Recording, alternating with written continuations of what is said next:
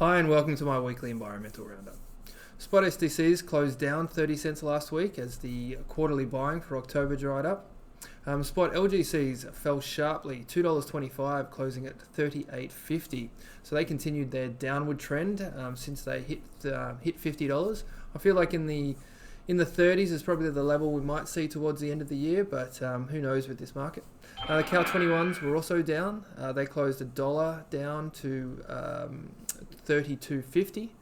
The Cal 23s were down to $14.50, down 25 cents. Cal 24s were the only REC contract which was up this week. They closed at 25 cents at $6.65. So we see some more back-end buying there. The VEEKs were up 65 cents, closing at $35.90. Eskies were flat at $27.25, as were the ACCUs. They're closing at $16.20. The NZUs were up 10 cents to $35.05.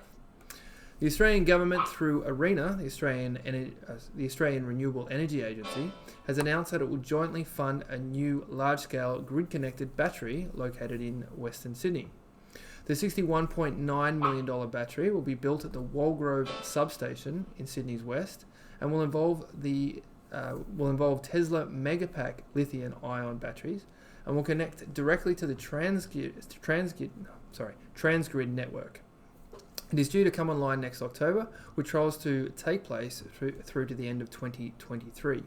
Infigen Energy will control the battery when it dispatches power and receive revenues from the spot market. Meanwhile, analysts Reputech have become the latest to predict that ACCU prices over the next few years will likely align with the CO2 equivalent of LGCs. This is a conversation I've been having with many of my clients over the past couple of years.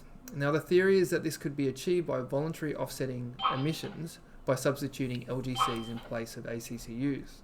Now, if you spoke about LGCs in the forward market out to 2030 a couple of years ago, the general consensus is that LGC pricing would go to zero because the RET will have been met and there won't really be, the demand won't be enough to offset the supply, considering how many LGCs and how many wind farms and solar farms there will be out there by 2030.